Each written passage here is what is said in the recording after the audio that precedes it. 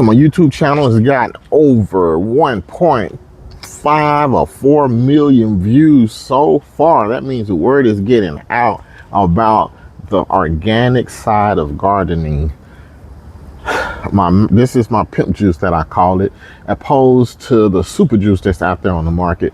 This stuff right here will do far better for your lawn. It's going to make you pop, and it's going to make your lawn strong, and it'll fight the diseases that you have every year, like fungus and even insects at some point.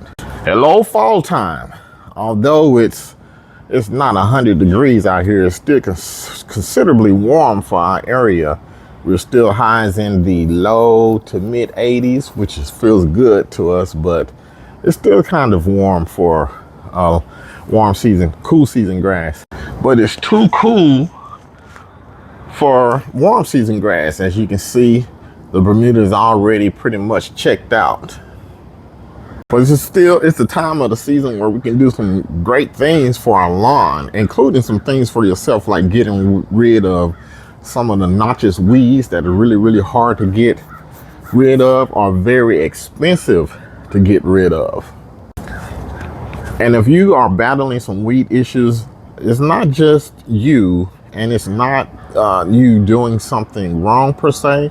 Some of these weeds are very hard to control, like Dallas grass, Johnson grass, and those type of grassy type weeds. The chemicals that they have out there doesn't work at killing that weed without killing the grass also. So I'm going to show you, when the grass gets a little bit more dormant, I'm going to show you the cheapest way to deal with those type of weeds. I know we got a brief rain a couple weeks ago, but now, it's totally dried out and we are not getting any rain whatsoever. There's also no rain in the forecast. So that means even though the lawn is dormant, I'm still putting out water. Now, although this Bermuda grass appears to be dead as a doornail, that has nothing to do with the soil.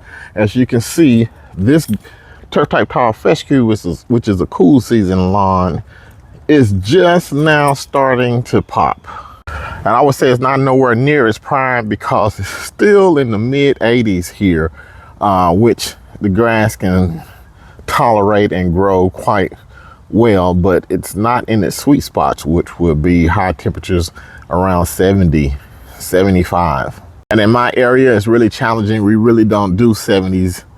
We usually go straight from one extreme to the next. We usually go from highs in the 80s, then the next week, highs in the 50s and 60s, totally bypassing the 70s a lot of the time. Nevertheless, we still need to keep this ground moist and hydrated. The St. Augustine is still hanging in there. It goes dormant a little bit. It goes dormant later than the Bermuda. It hangs in a little bit longer. So let me let you know what I'm putting down on this lawn here.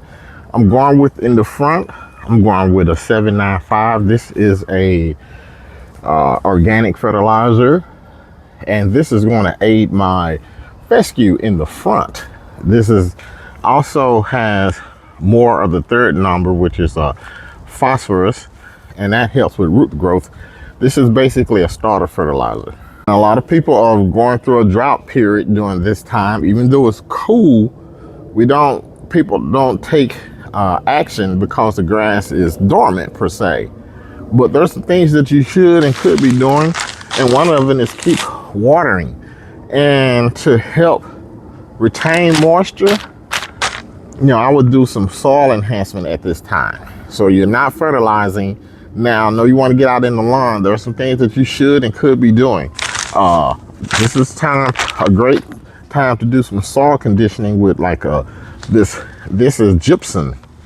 Gypsum is going to help improve the structure of the soil. It helps the clay soil. It helps the soil from being cracked as the moisture dehydrates the lawn.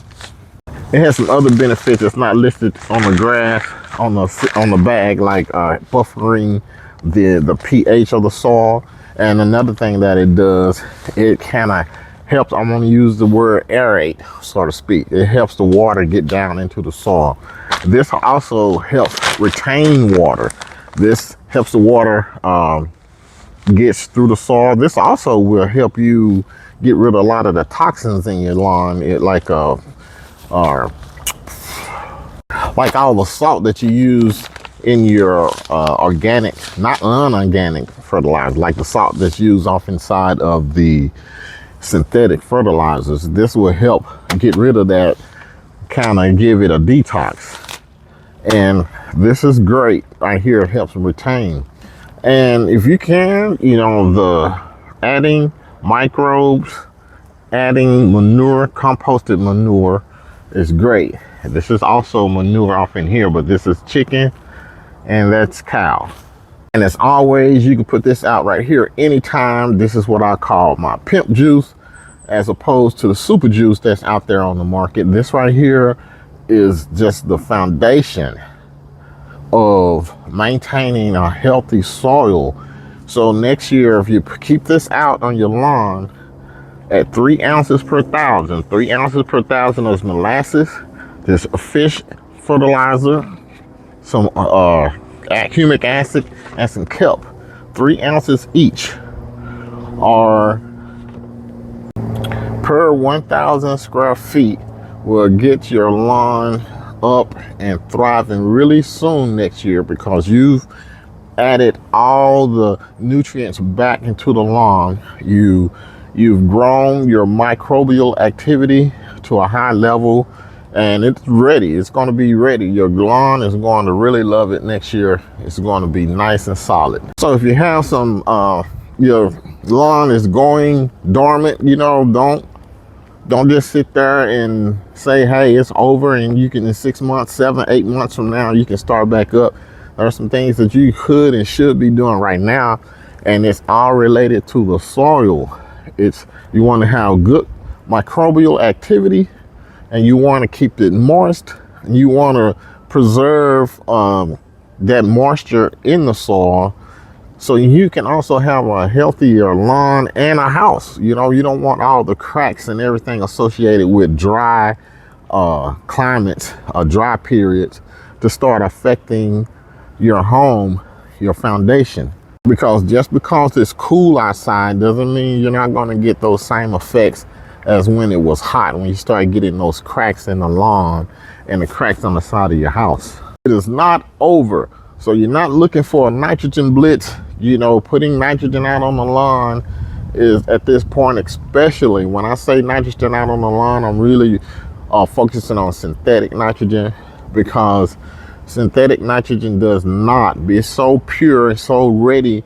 The only thing that you can do with it is the soil can only take so much. The plant can use it. If it doesn't use it, it just disperses out into the atmosphere or into the waterways. But that's different from organic nitrogen. Organic nitrogen stays with the soil. It doesn't go anywhere. So it'll be there.